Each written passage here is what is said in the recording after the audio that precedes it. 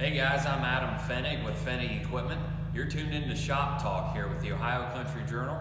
And this week we're going to dig into planer setups and a few adjustments you can make here over the winter to really tune in your planer. So we've got the gauge wheels off of this 1770 here, and I want to go over a few things. Number one, we kind of advocate to just put new metal on these disc openers almost every year. They not only set your depth, but they create that true V slot for that seed to fall down into. So I would suggest putting fresh paint on them quite often. Now everyone's heard of the business card test, but I'm not sure everyone really understands it.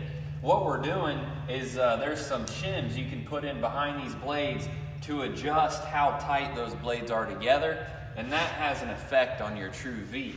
So you want them to be about 1.5 inches to 2.5 inches apart whenever you slide those business cards in together. And if you look on this one, we're right at about 2.5. So what that does is creates our true V and allows those double disc openers to really slice open. If you look here, we just took the gauge wheel off. We've got some work to do to this planer here. And you can see the dirt inside this other gauge wheel. And something that you can maybe do to combat that is get yourself a spoke gauge wheel.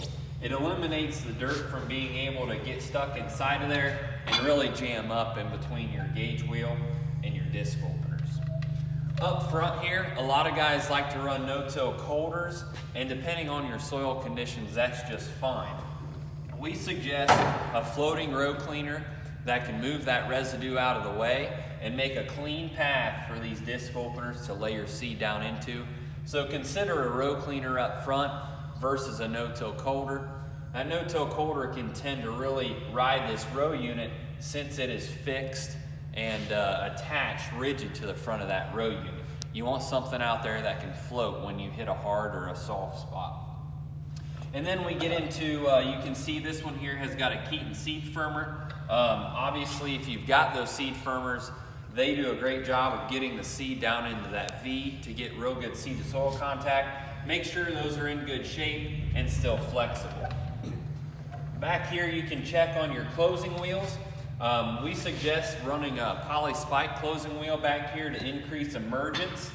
But even if you don't, when you're running smooth closing wheels, just be cautious of how much down pressure you're going to put on that seed, because you've got to remember that seed has to fight its way back up through that slot when you put it on. So to go over this again, you know, of course, when you dig into your planer, you're going to want to check your bushings and your parallel arms. You're going to want to check your chains and your springs. These chains and springs are going to probably need replaced on this 1770.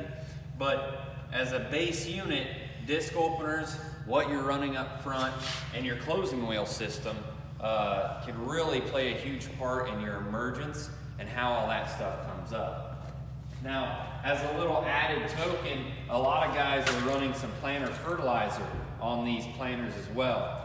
If you do that, we run some certain pumps like the John Blue, but one thing I want you to really consider is running these red ball blockage monitor systems. They're going to tell you if you've got a row plugged, if your pressure and flow is even, and it's something that you can really just look back, check your gauge, make sure everything's good there, whether it's your in-furrow or 2x2 fertilizer.